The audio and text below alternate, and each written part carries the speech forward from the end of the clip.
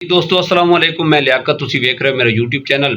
ਜ਼ਿਲ੍ਹਾ ਸਿਆਲਕੋਟ ਦੇ ਵਿੱਚ ਇੱਕ ਤਹਿਸੀਲ ਹੈ ਡਸਕਾ ਤਹਿਸੀਲ ਦੇ ਵਿੱਚ ਇੱਕ ਪਿੰਡ ਹੈ ਦੀਦੋਵਾਲੀ। ਉੱਥੇ ਇੱਕ ਬੜਾ ਅਫਸੋਸਨਾਕ ਵਾਕਿਆ ਹੋਇਆ ਹੈ ਕਿ ਇੱਕ ਨਈ ਨਵੇਲੀ ਦੁਲਹਨ ਨੇ ਆਪਣੇ ਯਾਰ ਕੋਲੋਂ ਆਪਣਾ ਬੰਦਾ ਮਰਵਾ ਦਿੱਤਾ, ਯਾਨੀ ਕਿ ਆਪਣੇ ਦੁਲਹਨ ਨੂੰ ਮਰਵਾ ਦਿੱਤਾ। ਵਲੀਮੇ ਵਾਲੇ ਦਿਨ ਜਨਾਬ ਇਹ ਸ਼ਾਦੀ ਨੂੰ ਇੱਕ ਦਿਨ ਹੀ ਗੁਜ਼ਰੇ ਸੀ, दूसरे दिन जनाब उन्हें अपना मिल के जनाब ये जुल्म किया है कि अपना खावन का जड़ा नहीं घर पूरा उजाड़ दिता है और अपनी ज़िंदगी भी तबाह कर दी है जनाब। और हुण असी इस टॉपिक की गलबात करांगे। यह जड़ा दूल्हा मरिया है इसका नाम सी जनाब जवेद अदनान, तो ये दुल्हन जी ये ससुरालीए ये रिश्ते के की लगते सी, तो जवेद अदनान की रजामंदी नाल रिश्ता होया है। ਉਹਦੇ घर वालियां ने ਜ਼ਬਰਦਸਤੀ रिश्ता किया है। ओवरऑल ਜਿਹੜਾ इस ਦੀਦੋਵਾਲੀ ਪਿੰਡ ਦੇ ਵਿੱਚ ਵਾਕਿਆ ਹੋਇਆ है ना जवेद अदनान ਦੇ ਨਾਲ और इन्हां ਦੇ घर ਦੇ ਨਾਲ इन्हां घर वाले ਦੇ ਨਾਲ ਅੱਜਕੱਲ ਜਿਹੜੀ बीत रही है, ओवरऑल इस टॉपिक ਤੇ ਗੱਲਬਾਤ ਕਰਾਂਗੇ और ਇਹ ਜਿਹੜੀ ਦੁਲਹਨ ਹੈ ਇਹਦੇ बैकग्राउंड ਜਿਹੜਾ ਇਸ ਤੋਂ ਵੀ ਜ਼ਰਾ रोशनी ਪਾਵਾਂਗੇ। ਤੇ ਸਾਡੇ ਚੈਨਲ ਨੂੰ ਸਬਸਕ੍ਰਾਈਬ ਕਰੋ, ਬੈਲ ਆਈਕਨ ਬਟਨ ਨੂੰ ਪ੍ਰੈਸ ਕਰੋ और ਵੀਡੀਓ ਨੂੰ ਸ਼ੇਅਰ ਕਰੋ। जी दोस्तों मेरी गल याद रखिया है कि हर पिंड दे विच एक ना रिश्ते वाली माई है या हाजी साहब हैं जिहड़े रिश्ते करांदे ने जनाब, उन्हां दे कोलों गलतियां आउंदियां ने, वो अपने 4-5 हज़ार 20 हज़ार रुपए पिछे जनाब ये जुल्म करते हैं। तो कोशिश करनी चाहिए जदों तुसीं रिश्ता करते हो तो कम अज़ कम छानबीन होनी चाहिए है कि ये फैमिली का हसब नसब, ये फैमिली किस तरह की है जनाब, कुड़ी का दिल है रिश्ते कारण या नहीं है। यह सारिया चीज़ां जिहड़ियां ने ना इन्हां दे उत्ते कम अज़ कम छानबीन करनी चाहिए और ये ज़रूरी है। और कुड़ी को कम अज़ कम एक दफ़ा पूछ लेना चाहिए है कि रिश्ते तैनू ये कबूल है, तेरी ये रजामंदी विच है या नहीं है।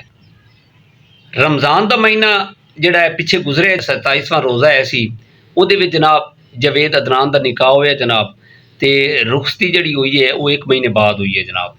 तो हुण अगर देखा जाए ना तो ये जवेद अदनान के रिश्ते च कुछ ही नहीं लगते सी।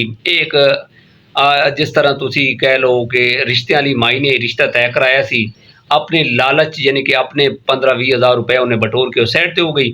उन्हें कहा तुसी जानो और यही जाने तेरे ससुराल।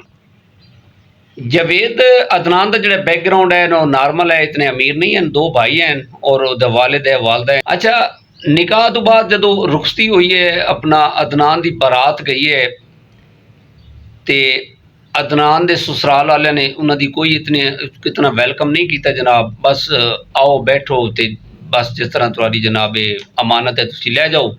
तो जवेद अदनान ने जनाब कुड़ी ब्याह के लै आया जनाब, तो उस तो बाद सुहाग रात हुई है, सुहाग रात तो बाद वलीमे का दिन आया सी जनाब।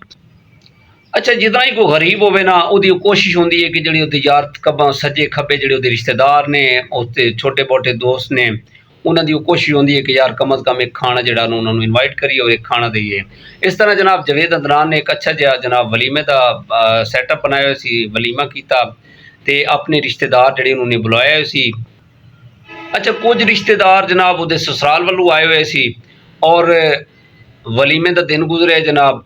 वलीमे वाले दिन जनाब जी जवेद अदनान की वालदा है वो जवेद अपना अदनान की बेगम को गई है, उसकी हेलवाए की है लेकिन उन्हें कोई रिस्पॉन्स नहीं दिता।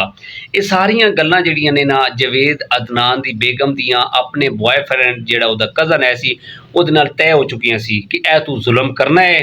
इधरों वलीमा चल रहा सी जनाब, इधरों जनाब जवेद अदनान की बेगम डिसाइड कर चुकी सी, फोन कर रही सी अपने ससुराल, बहाना वही मार रहे सी लेकिन अपने आशिक ਨੂੰ फोन कर रहे सी जनाब। अच्छा वलीमे वाले दिन बड़ा अच्छा जनाब उन्हें हर बंदे नूं जनाब हैलो आए की, फिर जनाब वलीमा गुजरिया, फिर घर आए ने जवेद अदनान ते उहदी बेगम जनाब। इतनी देर 1 to 5 ते 2 लड़के आए ने ते उन्हें आके जनाब फायरिंग शुरू कर दी है। 2-3 फायर लगे ने जवेद अदनान नूं। जवेद अदनान होश च है सी, उन्हें जल्दी नाल अपने वालिद का नंबर मिला के दस्या कि मैनू गोलियां लग गई अबू जी। तो यानी कि जी खुशी सी वो मातम में तब्दील हो गई और जवेद अदनान हस्पताल के वहदे तिकर उसकी डैथ हो गई सी जनाब। तो उसकी बेगम जनाब कुछ समान लेंदी ते नस गई, फरार हो गई। अपने आशिक उन्होंने 2 बंदे दे नाल जिहड़े जनाब वो बॉयफ्रेंड सी, उहदा रिश्तेदार है सी, ਤੇ ਇਸ ਤਰ੍ਹਾਂ ਜਨਾਬ ਜਵੇਦ ਅਦਨਾਨ ਦੀ ਥੋੜੀ ਜਿਹੀ ਖੁਸ਼ੀ ਜਿਹੜੀ ਹੈ ਸੀ, ਸ਼ਾਦੀ ਵਾਲੀ ਜ਼ਿੰਦਗੀ ਜਿਹੜੀ ਸੀ ਨਾ, ਉਹ ਤਕਰੀਬਨ ਇੱਕ ਦਿਨ ਹੈ ਸੀ, ਇੱਕ ਦਿਨ ਦੀ ਹੈ ਸੀ ਜਨਾਬ। ਉਹਦਾ ਚੈਪਟਰ ਕਲੋਜ਼ ਹੋਇਆ ਤੇ ਉਹਦੀ ਜਿਹੜੀ ਬੇਗਮ ਸੀ ਜਨਾਬ ਉਹ ਨਸ ਗਈ।